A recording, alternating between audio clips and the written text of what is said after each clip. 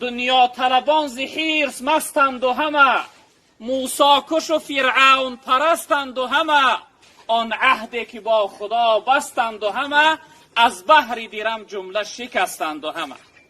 شخصیت هایی که فقط دنیا دیدن، شخصیت هایی که فقط حیات دنیا را اختیار کردن، اونها عهد خدا را شکستگی هستند. اون عهدی که خدا را گفتن بله ای پروردگار ما بنده تو هستیم، آفریدگار ما، خالق ما، صاحب ما، مولای ما تو هستی. اما وقتی به دنیا را آمدن عهد خدا را شکستن، دنیا دیدن، دنیا پرست شدن، شیطان پرست شدن، سردار پرست شدن، خدا پرستی را رها کردن.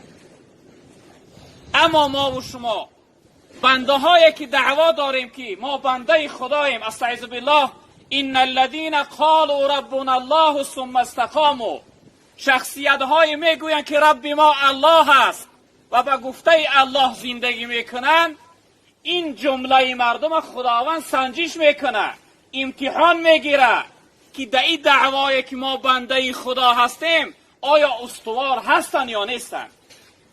مولانا یک جمله زیبا داره، میگه آن خدا را میرسد کو امتحان، پیش آرد هر دمه با بندگان. خدا حق داره که من و شما را امتحان کنه.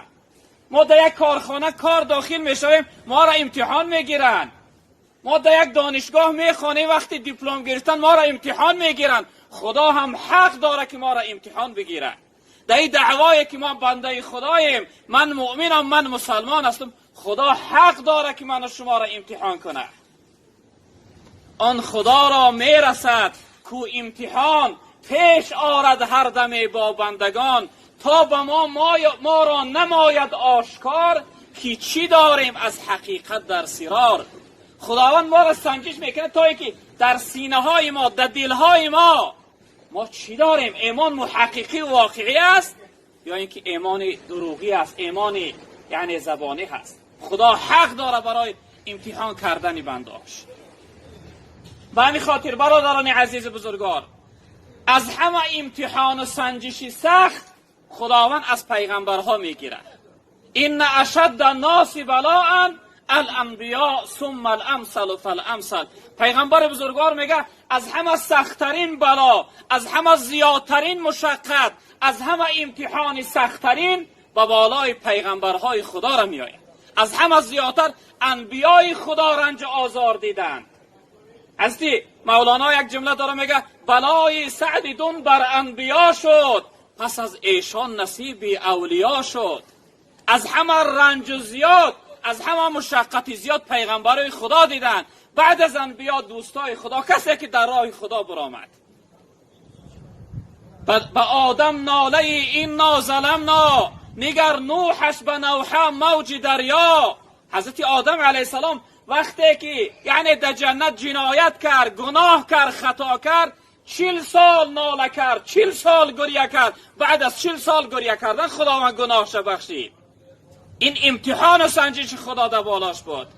حضرت نوح علیه السلام وقتی که طوفان یعنی درون کشتیمان 6 ماه عذاب کشید در درون کشتیش. تمام انبیای خدا یعنی که در راه امتحان، جناب پیغمبر تمام پیغمبرها را خداوند سختترین امتحان و سنجش گرفته. بعد از پیغمبرها من و شما برادران عزیز، شخصیت هایی که دعوای بندگی خدا میکنیم، خداوند ما را امتحان میگیره.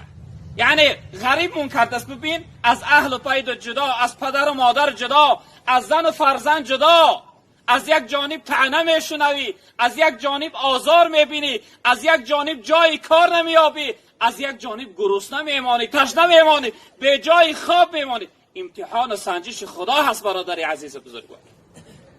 این مشقتی که، این سوختاری که، این مصیبت جانسوزی که امروز به بالای ما را آمده است، یعنی سوختاری ما، این هم امتحان و سنجش خدا هست.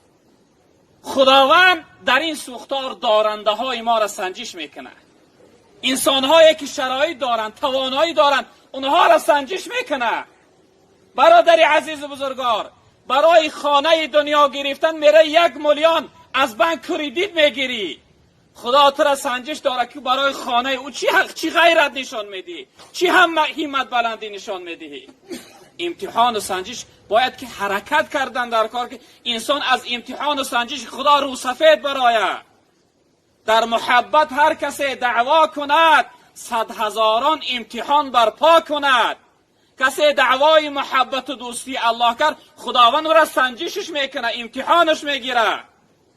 گر بود صادق کشد باری جفا، ور بود کاذب گریزد از بلا. بنده حقیقی خدا باشه این رنج و مشقت به گردن میگیره، اثر میگذرانه. اما اگر بنده دروغی باشه چیکار میکنه؟ میگریزه از بلا. امتحان و سنجش خدا را یعنی که رو سفید نمیبره. و همین خاطر ما و شما برادران عزیز و بزرگوار حرکت داشته باشیم که در لحظه های زندگیمون خیلی هوشیار و بیدار باشیم.